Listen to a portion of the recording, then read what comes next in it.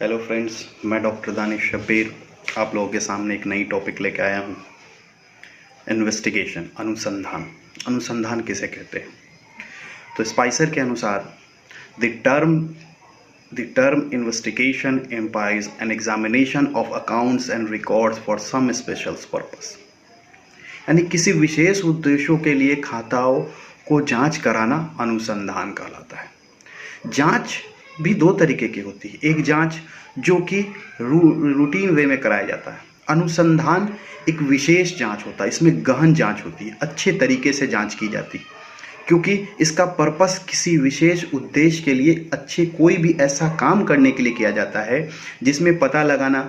For example, मेरा cost कितना है, तो हम लोग कॉस्ट के लिए इन्वेस्टिगेशन कराएंगे कि कितना कॉस्ट। तो वहाँ सारा खर्चा, जितना भी मेरा खर्चा है, लेबर खर्चा है, मटेरियल से रिलेटेड है, या फिर हमारा कोई स्क्रैप बच रहा है, या फिर जो हमारा कैरेज लग रहा है, ये सब चीज़ को हम लोग उसमें इंक्लूड कर दें। क्यों? क्योंकि हमको कॉस्ट निकालना है। कोई भी ऐसा चीज़ हम ना छोड़ेंगे जिससे हमारा कॉस्ट इफेक्ट करे। तो कुछ बातें होती हैं इसमें जो कि ध्यान देने वाली बातें होती हैं। Point to be remembered while investigation के समय रिमाइंडर करने वाली जो बातें होती हैं, उसमें पहला है उद्देश्य, यानी ऑब्जेक्टिव्स। यानी बिना उद्देश्य के अनुसंधान की कल्पना की ही नहीं जा सकती है। अगर आपको अनुसंधान कराना है तो उसके लिए एक उद्देश्य होगा, किस चीज़ के लिए अनुसंधान कराना चाहते हैं। अगर उद्देश्य नहीं है तो आपका अनुसंधान नहीं होगा, क्योंकि ये स्पेशल पर्पस के लिए होता है, किसी विशेष उद्देश्य के लिए होता है, कॉमन के लिए नहीं है। कॉमन के लिए क्या है कि कॉमन के लिए आप टेस्ट चेकिंग करा लीजिए कोई इस तरह, लेकिन इन्वेस्टिगेशन की जहाँ बात आएगी तो गहन जांच की बात आएगी। और गहन जांच तभी होगी जब कोई उद्देश्य आपको पूर्ण करना होगा। तो उद्देश्य का होना इसमें बहुत ज़रूरी है। दूसरा, परसंविदा यानी डेट, यानी लिखित एग्रीमेंट होना चाहिए दोनों के बीच, जो इन्वेस्टिगेशन कर रहा है वो भी और जो इन्वेस्टिगेशन करा रहा है वो भी, कि बहुत सारी बातें होंगी जिनको हम लोग क्या करेंगे कि देखेंगे कि हाँ भाई क्या है। तो उन पे है कि भाई क्या क्या उनका एरिया ऑफ लिमिटेशन होगा, क्या क्या काम करना है उनको, सारी चीज़ों का हम लोग का क्या करते हैं कि उन लोगों के बारे में हम लोग पहले से लिखित रूप में अपने पास रख लेते हैं। उसके बाद आता है व्यापार की प्रकृति, यानी business nature. Nature of business कैसा है, किसका कर रहे हैं, एकांकी व्यापारी का कर रहे हैं, साझेदारी का कर रहे हैं, कंपनी का कर रहे हैं, कोऑपरेटिव ऑर्गेनाइजेशन का कर रहे हैं, या और अदर ऑर्गेनाइजेशन का कर रहे हैं। क्योंकि जब तक आपको व्यवसाय की प्रकृति नहीं समझ में आएगी, नेचर ऑफ बिजनेस नहीं समझ में आएगा, आपको अपना एरिया नहीं समझ में आएगा। और जब एरिया नहीं समझ में आएगा तो स्पेसिफिक पर्पस क्लियर नहीं होगा। अगर स्पेसिफिक पर्पस क्लियर नहीं होगा तो हमारे इन्वेस्टिगेशन का कोई उद्देश्य यानी ऑब्जेक्टिव्स नहीं रह जाएगा। इसलिए हम लोग को नेचर ऑफ बिजनेस भी उसके लिए हम लोगों को करना होगा। उसके बाद अनुसंधान की प्रकृति, यानी नेचर ऑफ रिसर्च, किस टाइप का अनुसंधान हम करा रहे हैं, ये भी हम लोगों के लिए बहुत इंपॉर्टेंट है। क्योंकि अगर हम नहीं जानेंगे कि किस प्रकृति का हम लोगों को अनुसंधान कराना है, तब तक हम नहीं जान सकते हैं कि हम लोगों को इस अनुसंधान कराने का क्या फ़ायदा या क्या नुकसान हम लोगों को हुआ है या होगा। उसके बाद है सपोर्टिंग फॉर्म्स, यानी सपोर्टिंग जो डॉक्यूमेंट्स है वो होना चाहिए, यानी सहायक जो पदार्थ है वो उनको अवेलेबल होना चाहिए, कि जो जो चीज़ आप लोगों को इन्वेस्टिगेशन में ज़रूरी है उसके साथ साथ उनका सपोर्टिंग फॉर्म भी चाहिए। जो डॉक्यूमेंट सपोर्टिंग है वो भी हम लोगों को बहुत अच्छे तरीके से अगर नहीं अवेलेबल होगा तो बहुत सारी जगह हमारे जो इन्वेस्टिगेटर होंगे उन लोगों को क्या होगा कि इन्वेस्टिगेट करने में बहुत सारी परेशानी आएगी। अनुसंधानकर्ताओं को उन दिक्कतों का सामना करना, क्योंकि हमेशा हम लोग क्या करते हैं कि हम लोगों ने सामान का इन्वेस्टिगेशन किया, लेकिन क्या हुआ कि कुछ देर के लिए फॉर एग्जांपल वो सामान अभी एग्जिस्ट नहीं है, तो हम लोग उसके लिए सपोर्टिंग बिल मांगेंगे कि भाई दिखाइए सपोर्टिंग बिल कहाँ है। या सामान है भी तो हम लोगों को थोड़ी सी शंका हो रही है, कुछ डाउटफुल है कि भाई ऐसा हो सकता है कि ज़रूर यहाँ पे कहीं कुछ गड़बड़ है, ऐसा कीजिए जरा इसका बिल लेके आइए। तो हम लोग क्या देखते हैं कि उस समय जो अगर सपोर्टिंग डॉक्यूमेंट्स नहीं दे पाएगा तो हम लोगों के लिए क्या होगा, वो दिक्कत हो जाएगा उसको इन्वेस्टिगेशन करने में। उसके बाद विशेषज्ञों की सलाह लेनी चाहिए, यानी एक्सपर्ट जो होते हैं उनका जो सजेशन बहुत ज़रूरी है।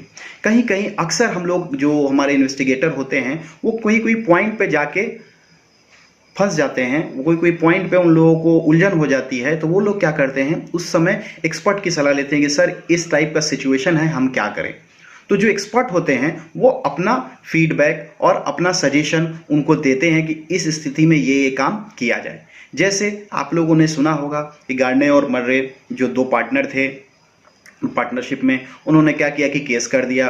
बैंक दोनों ने एक दूसरे के जो डिस्ट्रीब्यूशन ऑफ प्रॉफिट का मसला था, तो सरकार जो कोर्ट थी, कोर्ट ने फैसला दिया कि नहीं। वहाँ पे क्या हुआ कि सारे लोग फैसला नहीं कर पा रहे थे, तो जो एक्सपर्ट था कोर्ट ने ये फैसला दिया कि नहीं, अगर आपका डिस्ट्रीब्यूशन प्रॉफिट पहले क्लियर नहीं हुआ है तो आपको कैपिटल रेशियो के हिसाब से करना है। तो उसी तरीके से यहाँ भी जो एक्सपर्ट होते हैं वो यहाँ अपना सजेशन देते हैं कि ये सजेशन इस वर्क में होना चाहिए।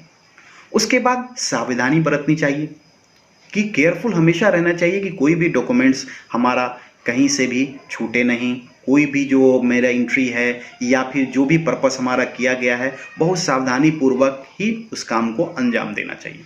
क्योंकि अगर केयरनेस नहीं रहेंगे तो इन्वेस्टिगेशन में बहुत ही बारीकी से, बहुत ही गहन जांच के से हम लोग उसको ये करते हैं।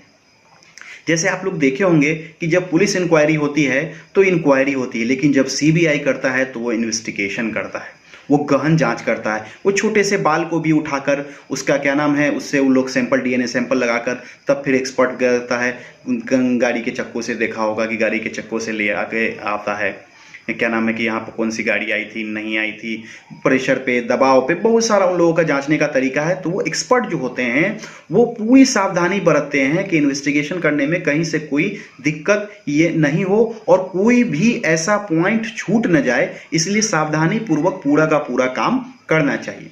उसके बाद आता है गोपनीयता, सिक्रेसी। यानी सिक्रेसी भी आपको रहना है कि सिक्रेसी नहीं अगर रखिएगा, गोपनीयता नहीं रखिएगा तो हमेशा क्या होगा, शंका उत्पन्न होने लगेगी, डाउटफुल कंडीशन आने लगेगा। जैसे ही डाउटफुल कंडीशन आएगा तो दिक्कत हो जाएगी। आप कहीं इन्वेस्टिगेशन करने गए हैं और उसका जो भी लिंकेज क्या नाम है, जो भी डॉक्यूमेंट्स है या फिर जो एविडेंस है आप किसी दूसरे से शेयर कर दीजिएगा, तो हो सकता है कि वो करप्टेड हो और वो उस क्या नाम है इंफॉर्मेशन का गलत यूज़ कर ले। हम लोग बहुत सारे इसमें सीरियल्स में, फिल्म्स में देखते हैं कि बहुत सारा जो मेन ये होता है अपराधी, उसी को क्या नाम है मेन क्या नाम है सारा कुछ बता दिए जाते हैं। बाद में मालूम चलता है कि अरे इनको तो सारा का सारा चीज़ हम लोगों ने बता दिया है। तो ये काम नहीं करना है, आपको सिक्रेसी रखना है। आपको कंपनी और कंपनी के जिस अधिकारी से आपको ये बात बतानी है सिर्फ उसी से बताना है, बाहरी किसी व्यक्ति से आपको इसका कोई डिस्कशन नहीं करना है। इस बातों को पूरी की तरह से ध्यान रखना है। और आखिरी बात जो सबसे इंपॉर्टेंट बात है, जो कि हर इन्वेस्टिगेटर का सबसे आखिरी जो रिस्पॉन्सिबिलिटी होता है वो है प्रतिवेदन यानी रिपोर्ट तैयार करना।